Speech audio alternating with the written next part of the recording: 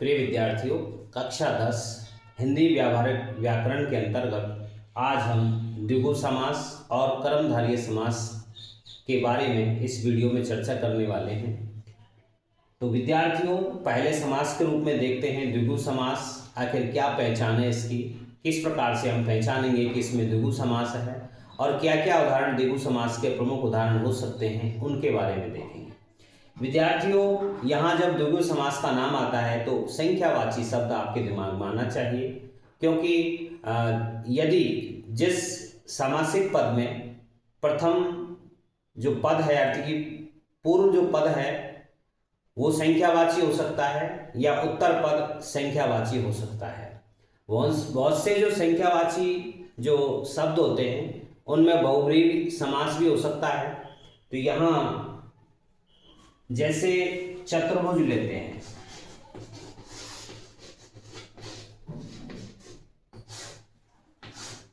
यहां 4 भुजाओं का समूह इस प्रकार से लेंगे तो यहां ये जो चतुर्भुज शब्द है वो द्विगु समास का उदाहरण है। और यदि इसे हम किसी देव विशेष के रूप में जिसकी 4 भुजाएं हैं भगवान विष्णु, तो उसके लिए बहुब्रीहि समास का उदाहरण हो सकता है।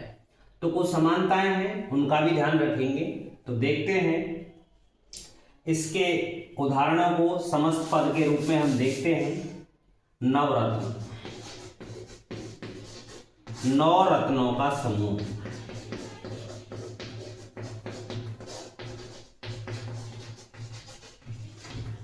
यहां नव जो है 9 को इंगित करता है, संख्यावाची शब्द है, इसलिए यहां 9 रत्नों का समूह। और उदाहरण है सप्ताह है, 7 दिनों का समूह। सप्ताह 7 दिनों का समूह। त्रिलोक 3 लोकों का समूह। पहला जो पद है इसमें यहाँ पर पूर्व जो पद है वो संख्यावाची आ रहा है। त्रिलोक लेंगे 3 लोकों का समूह। सप्तऋषि लेंगे 7 ऋषियों का समूह। इसी प्रकार से यदि हम लेते हैं शताब्दी,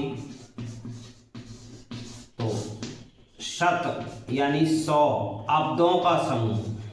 अब्द कहते हैं वर्ष को, तो 100 अब्दों का या शत अब्दों का समूह यानी कि 100 वर्षों का समूह, उसको कहते हैं शताब्दी। तो यहाँ शत भी क्या है, संख्यावाची है, 100 को कहते हैं। तो यहाँ विद्यार्थियों, जिस प्रकार से त्रिभुज 3 भुजाओं का समूह होता है, सतसई 700 दोहों का समूह होता है, तो विद्यार्थियों पूर्व पद संख्यावाची होता है। ऐसे हमने कुछ उदाहरण पढ़े।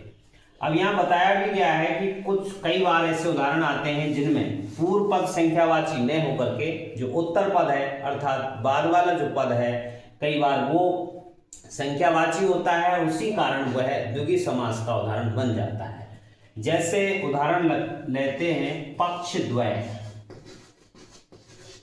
पक्षद्वय, अब यहाँ जो द्वय है ये सूचक है संख्या का, तो लेकिन ये पद कौन सा है, उत्तर पद है। प्रथम पद पक्ष है, यहाँ ये संख्यावाची नहीं है, लेकिन ये उत्तर जो पद है वो संख्यावाची है। तो यहाँ अर्थ होगा 2 पक्षों का समूह। लेखक द्वय, 2 लेखकों का समूह। इसी प्रकार से संकलन द्वय, 2 संकलनों का समूह। यहाँ विद्यार्थियों इस प्रकार की स्थितियां हो जाया करती हैं जब यदि किसी भी समासिक पद में पूर्व पद संख्यावाची हो या उत्तर पद कभी कभी संख्यावाची होता है, तो वहाँ यह जो उदाहरण आता है वह द्विगु समास का उदाहरण होता है।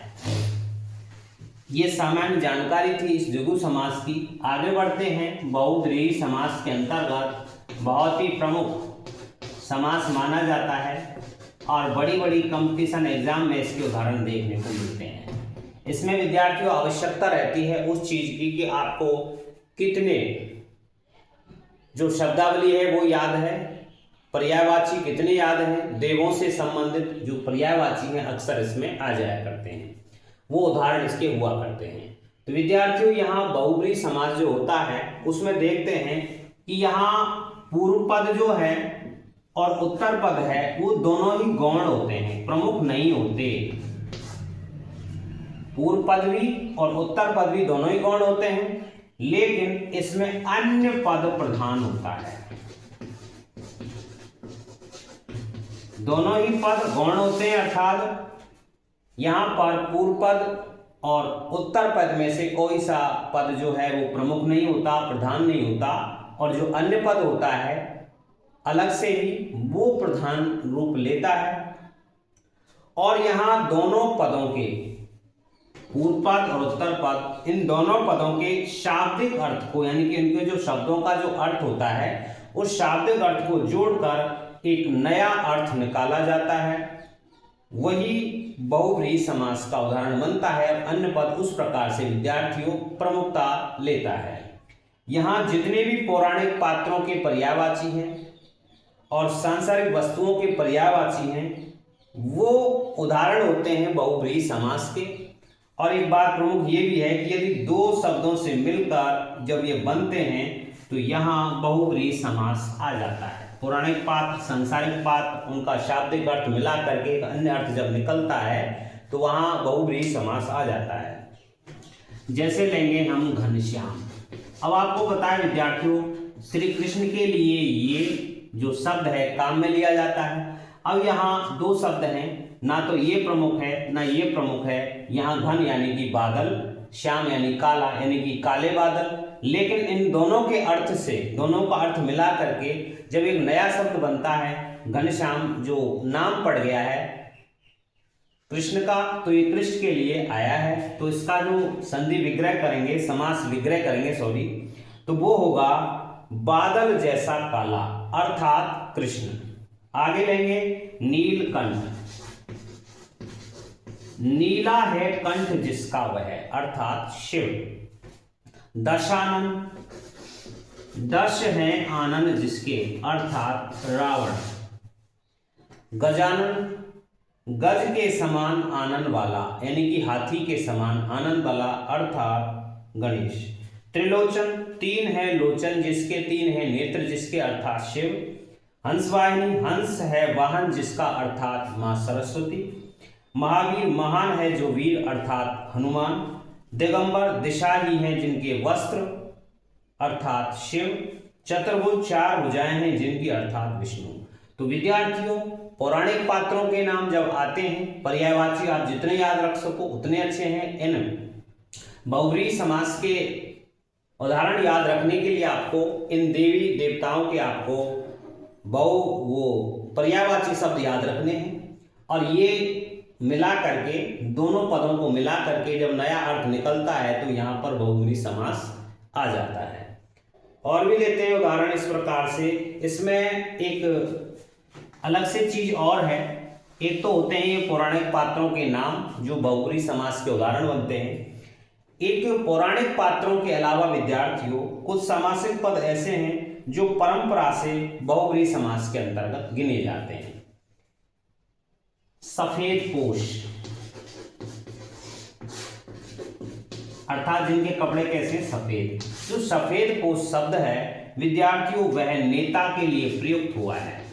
तो ये नेता के लिए और परंपरा से बहुत लंबे समय से ये प्रयुक्त होने लग गया है, प्रयुक्त होता आया है। इसलिए सफेद पोश जब शब्द आता है तो वह अपना दोनों पदों से मिलकर एक नया अर्थ, जो अन्य जो पद है, अन्य अर्थ है, वो ग्रहण करता है। सफेद पोश कहते हैं नेता को। तो यहाँ बहुव्रीहि समास है। पौराणिक पात्रों के अलावा जो कुछ समासिक पद जो परंपरा से बहुव्रीहि समास के उदाहरण बन गए हैं, जैसे छुट भैया,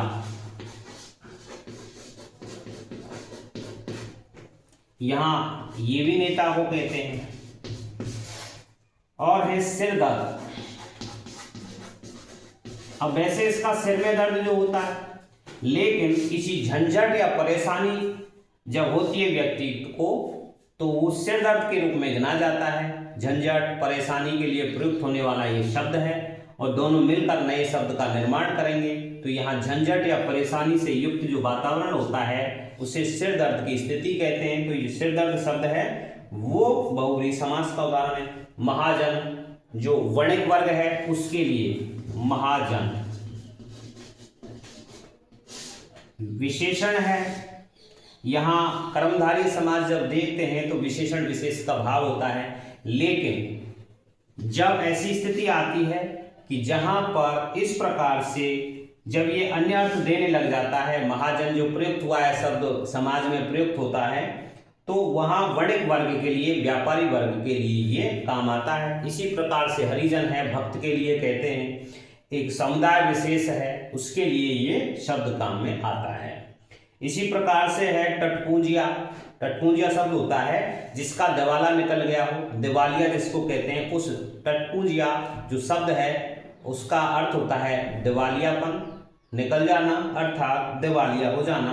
तो यहाँ टटपूंजिया जो शब्द है वो बहुब्रीहि समास के अंतर्गत आ जाता है। इसी प्रकार से पंचतंत्र। पंचतंत्र विद्यार्थियों विष्णु शर्मा जी की पुस्तक का नाम है, उसके द्वारा लिखित कहानियों की एक पुस्तक है, उसमें पशु पक्षियों से संबंधित कहानियां हैं। तो ये जो पंचतंत्र है वो उस पुस्तक के लिए रूढ़ हो गया है, उस परंपरा से चला आ रहा है, इसलिए विष्णु शर्मा की पुस्तक पंचतंत्र लिखते ही यहाँ तीसरा अर्थ निकल आता है। तो यहाँ विद्यार्थियों जो समास होता है बहुब्रीहि समास के अंतर्गत ये आता है। इस प्रकार से नग, न यानी नहीं, ग यानी गमन करता है, जो गमन नहीं करता है, अर्थात पर्वत। तो ये पर्वत शब्द जो इसका निकलेगा तो वो बहुब्रीहि समास का उदाहरण बनता है। तो विद्यार्थियों ये आपके दो समास हुए। द्विगु समास जिसमें या तो प्रथम यानी कि पूर्व पद संख्यावाची होता है, कभी कभी उत्तर पद भी संख्यावाची होता है, तो संख्यावाची शब्द को लेकर के आप द्विगु समास के उदाहरण समझें। इसी प्रकार से बहुब्रीहि समास में कोई भी या तो पूर्व पद या उत्तर पद दोनों ही गौण होते हैं, एक दोनों मिलकर के एक नए अर्थ का निर्माण करते हैं।